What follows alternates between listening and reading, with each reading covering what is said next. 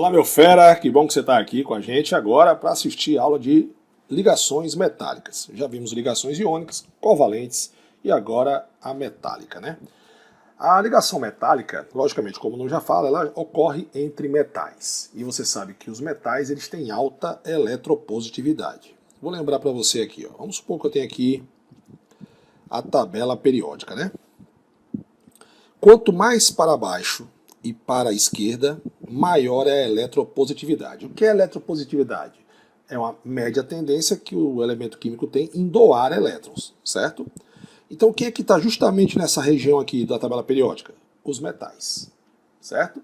Então, por causa dessa alta tendência de eletropositividade, levou os cientistas a estabelecer um modelo de ligação de natureza elétrica, com base na atração entre os íons positivos e os elétrons, que a gente vai ver daqui a pouco.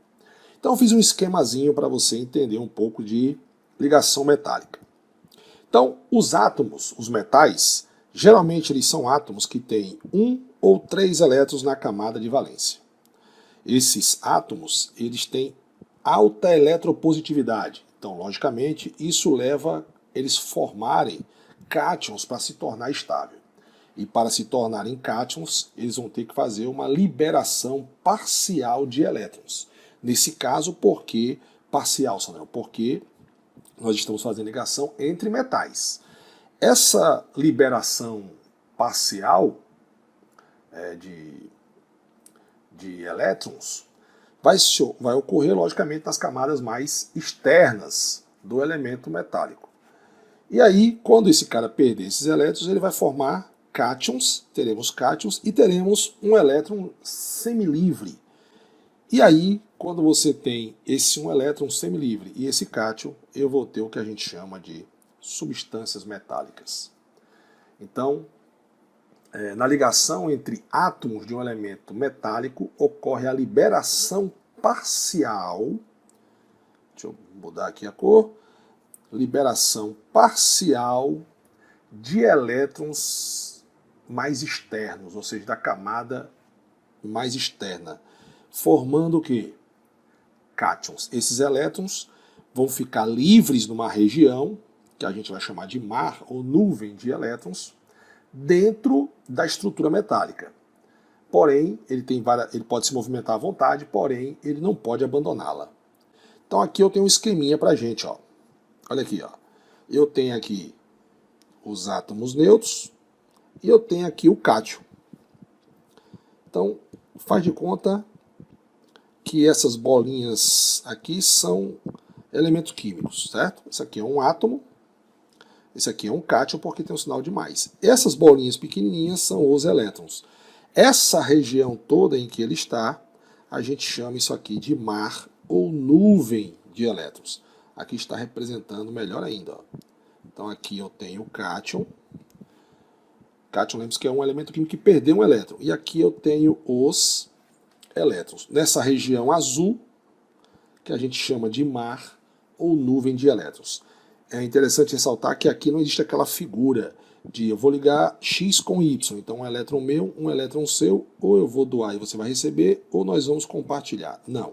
Os elétrons ficam distribuídos por toda a estrutura. Isso confere aos metais uma boa condutividade elétrica e térmica. Isso você já sabe, né? Beleza? Por exemplo, aqui no sódio, eu tenho aqui sódio metálico. Então eu tenho um grande número de átomos de sódio se aproximando. Quando esses átomos se aproximam, a eletrosfera deles vão se interpenetrar em todas as direções aqui. Ó. Por exemplo, pegar esse cara aqui, vai se penetrar aqui, aqui, aqui, vou ter um outro cara aqui embaixo. Beleza? Se cada átomo de sódio perder um elétron, eu vou ter quem? Eu vou ter justamente a formação de quem? De cátions e de elétrons livres. E aí você tem a figurazinha, né? Mostra os elétrons se movimentando. E essa região escura aqui é o que a gente chama de mar ou nuvem de elétrons.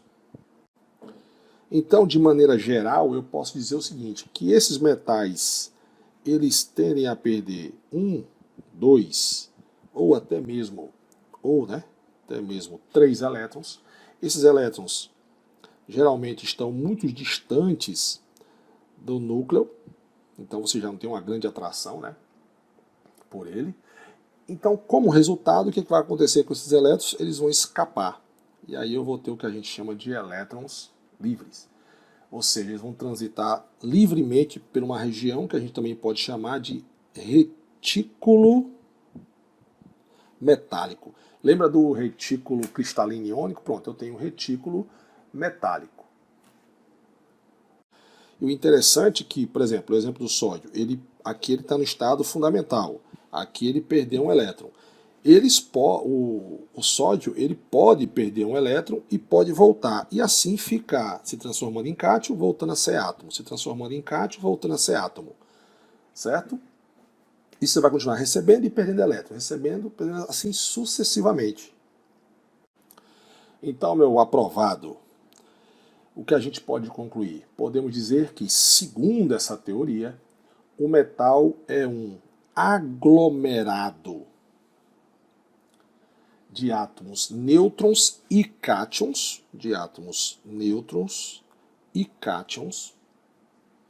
mergulhados em uma nuvem ou mar de elétrons livres. Costuma-se também dizer que esses elétrons estão deslocados. Então, grave bem aí, viu? Elétrons deslocados. Assim, essa nuvem de elétrons funciona como uma ligação metálica mantendo esses átomos aqui, ó, que perderam elétron, unidos. É assim que funciona a ligação metálica. É importante ressaltar também que é muito importante as ligações metálicas, né? Hoje no nosso dia a dia a gente tem as ligas metálicas, né? Que a liga metálica existe há muito tempo.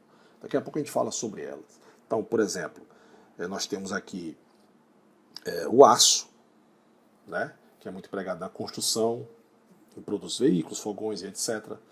Nós temos aqui o cobre, que é usado como fio elétrico e na construção de alambiques também.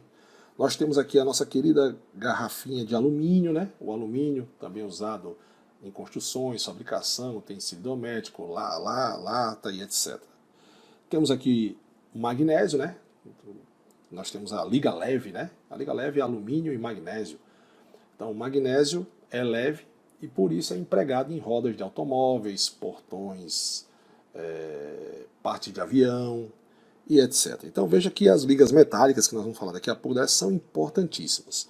Então, na verdade, as ligações metálicas nada mais é que a interação entre metais. Beleza? Vamos para a próxima aula agora.